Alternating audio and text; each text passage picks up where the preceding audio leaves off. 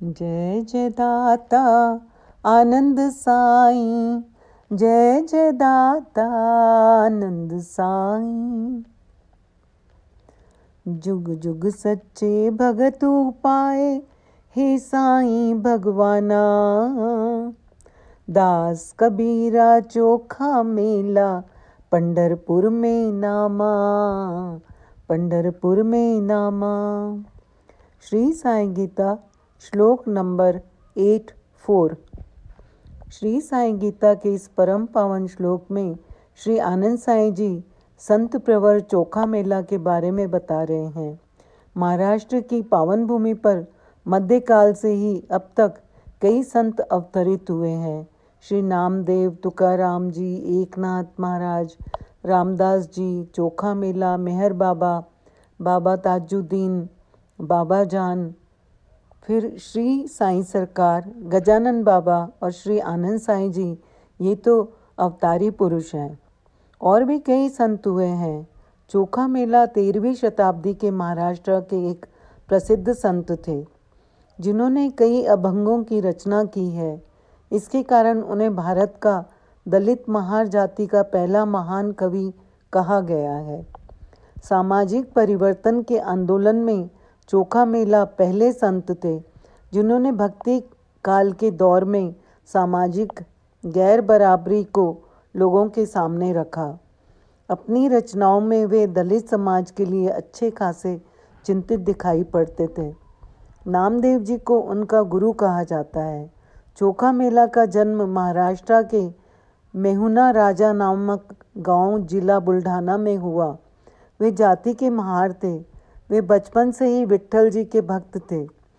हिंदू समाज में निम्न जातियों को कोई आसरा नहीं था, अतएव ये लोग भगवत भक्ति को ही उद्धारक मानते थे। ये अलग बात है कि तथाकथित भगवान के मंदिर में इन लोगों का प्रवेश निषिद्ध था। एक बार चोखा मेला पंढरपुर आए, जहाँ संत नामदेव जी का कीर्तन हो रहा था।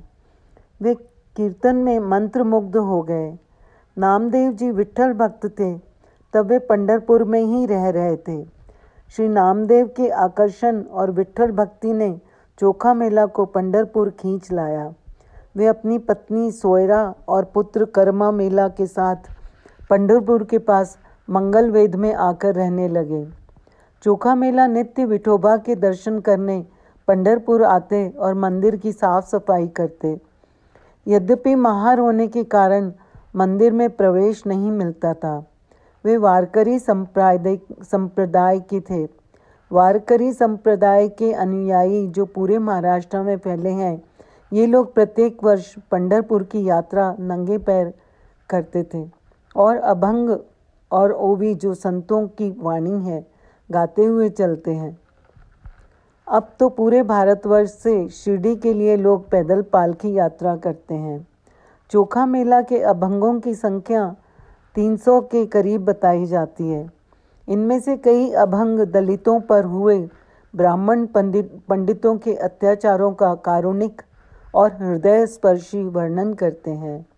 नामदेव जी, जो दर्जी समाज के थे, जिनकी सामाजिक स्थिति दलितों में थी, चोखा मेला को बहुत चाहते थे। वे चोखा मेला की विट्ठल भक्ति से अभिभूत थे। कई ऐसे प्रसंग थे जब नामदेव जी ने सनातन हिंदू पंडों और पुजारियों के क्रोध से चोखा मेला का बीज बचाव किया था।